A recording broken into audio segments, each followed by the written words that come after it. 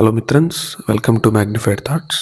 ఈ క్లాస్లో మనము తెలుగు మెథడాలజీకి సంబంధించి ఉక్త లేఖనము అనేటువంటి కాన్సెప్ట్ని నేర్చుకుందాం. ఉక్తము అంటే చెప్పడం లేదా చెప్పినది అని అర్థం.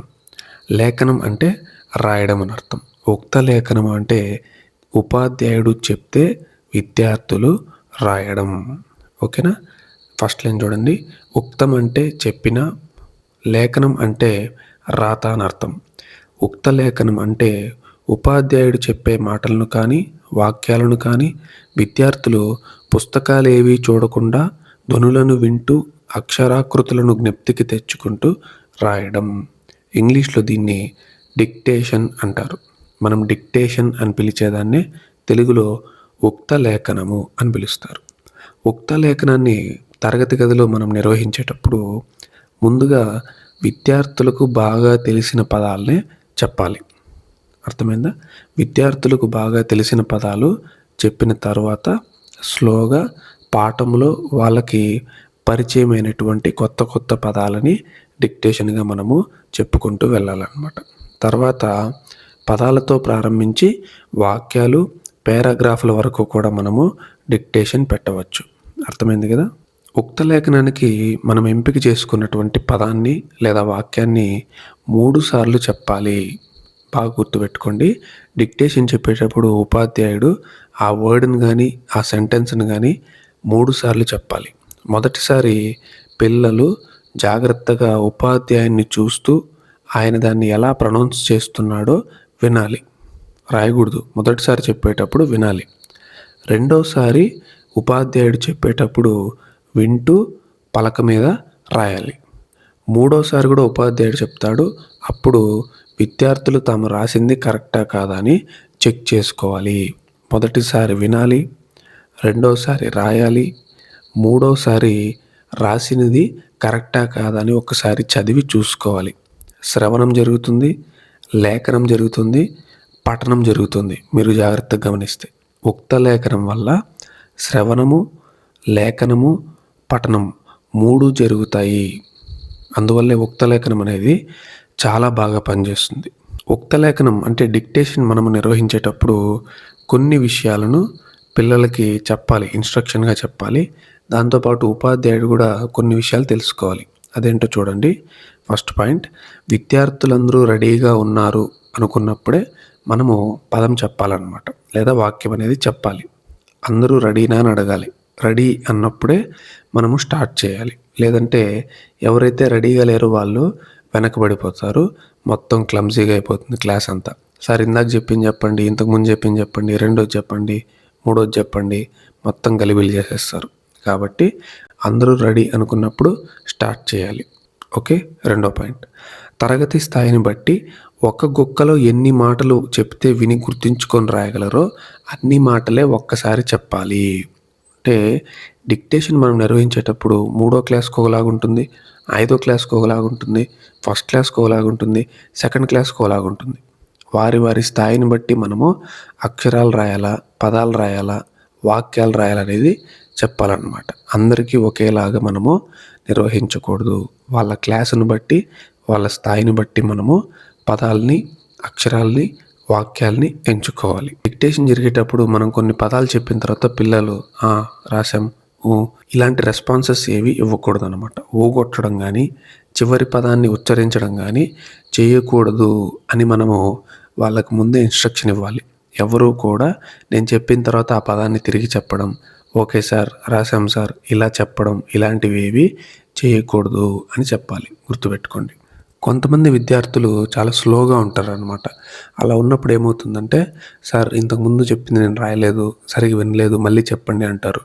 ఖచ్చితంగా మనం వాళ్ళ కోసం రిపీట్ చేయకూడదు. బాగా గుర్తుపెట్టుకోండి. నెమ్మదిగా రాస్తున్నటువంటి విద్యార్థులు కొన్ని పదాలు మిస్ అయిపోయినప్పుడు మళ్ళీ అడిగితే వాటిని మనము రిపీట్ చేయకూడదు. అలా చేయడం వల్ల ఏమవుతుందంటే, ఏం కాదులే, మనం సరిగ్గా వినకపోయినా సార్ మళ్ళీ చెప్తాడు అనే భావన, నిర్లక్ష్య ధోరణి పిల్లల్లో పెరుగుతుంది. అందువల్ల ఏకాగ్రత అనేది లోపిస్తుంది. కాబట్టి పునరుక్తం చేయకూడదు. బాగా గుర్తుపెట్టుకోండి. అర్థమైందా? ఇక్కడ చెప్తున్నాడు చూడండి. ఒకవేళ ఏ విద్యార్థి అయినా కొంచెం వెనకబడితే వినని లేదా గుర్తులేని మాటలకు కొంత చోటు వదిలిపెట్టి తర్వాత నుంచి శ్రద్ధగా రాయమని చెప్పాలి. 4వ పదం మిస్ అయిపోయాడు. సరే గ్యాప్ వదిలేయి తర్వాత లాస్ట్‌లో చెప్తాను అని చెప్పి ఇప్పుడు చెప్తున్న వాటిని ఫాలో అవ్వమని చెప్పాలన్నమాట. మొత్తం ఉక్త లేఖనం అంతా అయిపోయిన తర్వాత ఇప్పుడు మనం 20 పదాలకు పెట్టామనుకోండి. 20 పదాలు అయిపోయిన తర్వాత మళ్ళీ మొదటి పదం నుంచి ఒకసారి చెప్పుకుంటూ వస్తాం. అందరూ చెక్ చేసుకోండి 20 పదాలు మళ్ళీ ఒకసారి చెప్తాను అని. అప్పుడు ఎవరెవరైతే మధ్యలో మిస్ అయిపోయారో 3వ పదం, 6వ పదం రాయకుండా వాళ్ళు ఈసారి రాయొచ్చు. ఈ విధంగా ఉక్త లేఖనం అనేది మనము కండక్ట్ చేయాలి. నెక్స్ట్ పాయింట్ చూడండి. విరామ చిహ్నాలను ఉపాధ్యాయుడు చెప్పకూడదు. ఒకవేళ పారాగ్రాఫ్ నువ్వు డిక్టేషన్ చెప్తున్నావు అనుకో, పారాగ్రాఫ్ చెప్పేటప్పుడు కామాలు కానీ డాట్లు కానీ ఇవేవి నువ్వు చెప్పకూడదు. నువ్వు చెప్పే విధానాన్ని బట్టి ఆ ఇంటోనేషన్ని బట్టి పిల్లలే దాన్ని గ్రాస్ప్ చేసి కరెక్ట్ చిహ్నాల్ని అక్కడ ఉంచాలి. తర్వాత డిక్టేషన్ని కరెక్ట్ చేసేటప్పుడు వ్యక్తిగతంగా అయినా చూడమ్మా నువ్వు ఇక్కడ తప్పు రాసావు, ఇక్కడ ఒత్తి ఇవ్వలేదు లేదా పొల్లు ఇవ్వలేదు అని మనం చెప్పొచ్చు. ఒకవేళ ఎక్కువ మంది విద్యార్థులు ఒకే రకమైన తప్పు చేశారు అని భావించినప్పుడు వెంటనే దాన్ని బోర్డు మీద ఎక్స్ప్లెయిన్ చేయొచ్చు. అది క్లాస్ మొత్తానికి ఉపయోగపడుతుంది. నెక్స్ట్ పాయింట్, ఉక్త లేఖనాన్ని ప్రాథమిక తరగతుల్లో 1, 2, 3 తరగతులకు ప్రతిరోజు నిర్వహించాలి. Very very very important. Dictation అనేది 1, 2, 3 క్లాసులకి ప్రతిరోజు ఖచ్చితంగా ఉండాలి. 4, 5 తరగతులకు మాత్రం వారంలో 3 లేదా 4 సార్లు నిర్వహించవచ్చు. ఇప్పుడు వారానికి 6 రోజులు ఉంటుంది కదా, సండే తీసేస్తే 6 వర్కింగ్ డేస్ ఉంటాయి. ఈ 6 వర్కింగ్ డేస్కి 3 రోజులు మనం పెట్టచ్చు. అంటే రోజు మార్చి రోజు అని అనుకోండి. 3 or 4 times. ఒకవేళ 6, 7, 8 తరగతులు అయితే వాళ్ళకు కూడా మనము 3 సార్లు పెట్టచ్చు. 9, 10 తరగతులకైతే ఉన్నత దశ విద్యార్థులకైతే కనీసం వారానికి 2 సార్లైనా డిక్టేషన్ అనేది మనం ఇవ్వాలి.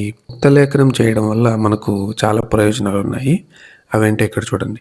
శ్రవణ శక్తి పరీక్షించబడుతుంది, పెంచబడుతుంది, జ్ఞాపక శక్తి పెరుగుతుంది, అవధానం పెరుగుతుంది, శ్రవణం పఠనం లేఖనానికి సమన్వయం ఏర్పడుతుంది. మీకు ఇందాక చెప్పాను. వేగంగా రాసే శక్తి పెరుగుతుంది. లేఖన దోషాలను ఉపాధ్యాయుడు గుర్తించవచ్చు మరియు సవరించవచ్చు. రాతలో అందాన్ని పరీక్షించుకోవచ్చు.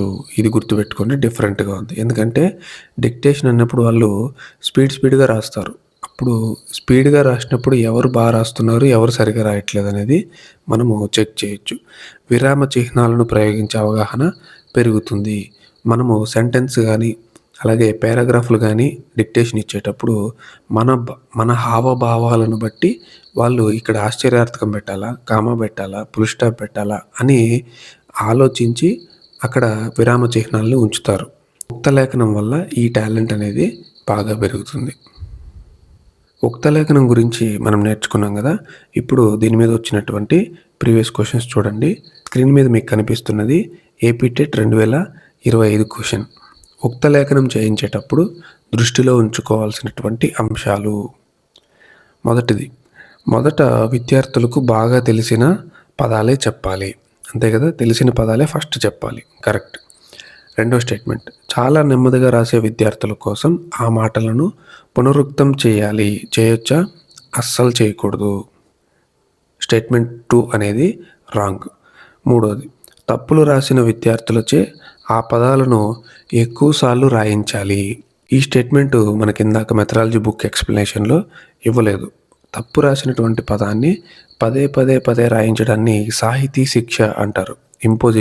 ఇంపోజిషన్ ఇవ్వడం వల్ల పెద్దగా ప్రయోజనం ఏమీ లేదు. మూడో స్టేట్మెంట్ కూడా తప్పే. నాలుగోది చూడండి, ఉక్త లేఖన పదాలను 3 సార్లు చెప్పాలి.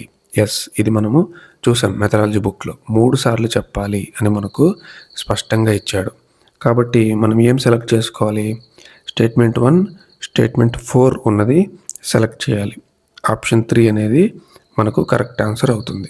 అర్థమైందా? ఈ విధంగా మనము మెథడాలజీ బుక్ను ఫాలో అవుతూ అనాలిసిస్ చేసుకుంటూ రావాలి ఎగ్జామ్లో కూడా. మరొక ప్రీవియస్ క్వశ్చన్ చూడండి. శ్రవణానికి, పఠనానికి, లేఖనానికి సమన్వయం ఏర్పరిచేది ఏమిటి అని అడుగుతున్నాడు.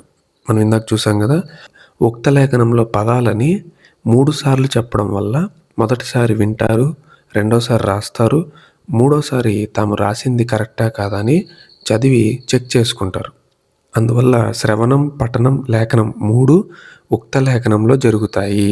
మన ఆన్సర్ ఏమవుతుంది? ఉక్త లేఖనం అవుతుంది. అండర్స్టాండ్?